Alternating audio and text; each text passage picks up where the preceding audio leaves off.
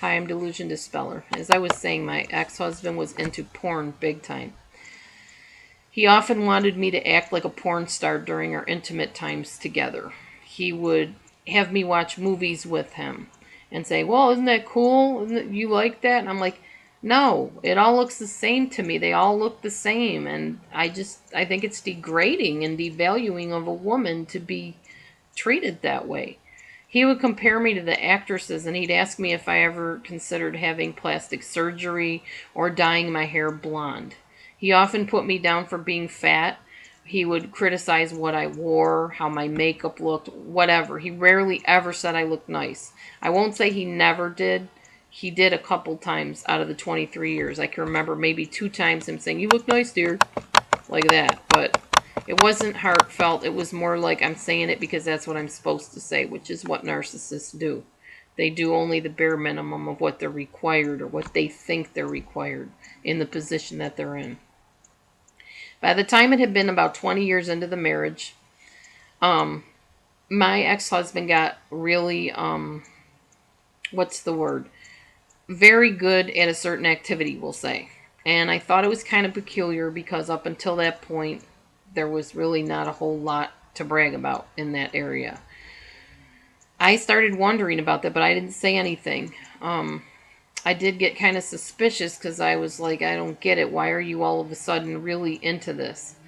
And he said, well, I told you I've been working on our marriage and I've been working on our relationship in this area, so why would you be surprised? 2 days later, I wake up in extreme pain, just doubled over in agony. I said, I have to go to the doctor. I've got to. I can't barely move. So, as I recall, I think I drove myself. Yes, I did. I drove myself that morning. Anytime anybody was sick, we had to take ourselves to the doctor. He couldn't be bothered because either he had to work the next morning or he was busy or whatever. He didn't really care.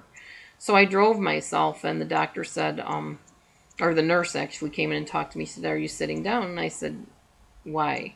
She said, you might want to be sitting down when I tell you this. I don't know why they have you sit down. I really don't. I can handle things better standing up, I think.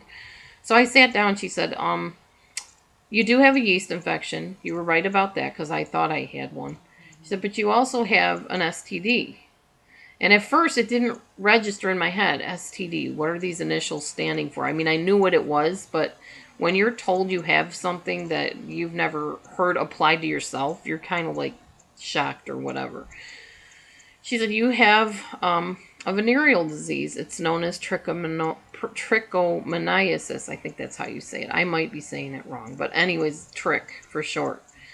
And I was like shocked. I was like, I don't get it. I'm not with anybody but my husband. And she said, well, apparently he's been with somebody. Do you know of anybody that he might have been involved with? I said, the only person I can think of is his boss. She's definitely a crazy lady, and he spends a lot of time working for her and over there with her, and that's all I can think of. He doesn't date anybody, he doesn't have any friends. So even to this day, I'm not sure, but I'm almost positive that's where it came from. So anyhow, I got a little pill. I went back to the house. He said, so what Doc have to say? That was always his expression when we got back from the doctor. What Doc have to say? Did he tell you what I said? That it's nothing? Did he tell you you have a little infection? He just gave you some antibiotics to treat it? And I was very angry at that point. I looked him dead in the eye. I said, oh yes, I have a yeast infection. I was right about that part. But I also have an STD. Now how do you suppose that happened? And his attitude was, well, I don't know. You're the one that did this and that, and you're the one that goes places. I'm like, I don't go anywhere. You have the car all day. How did I go anywhere?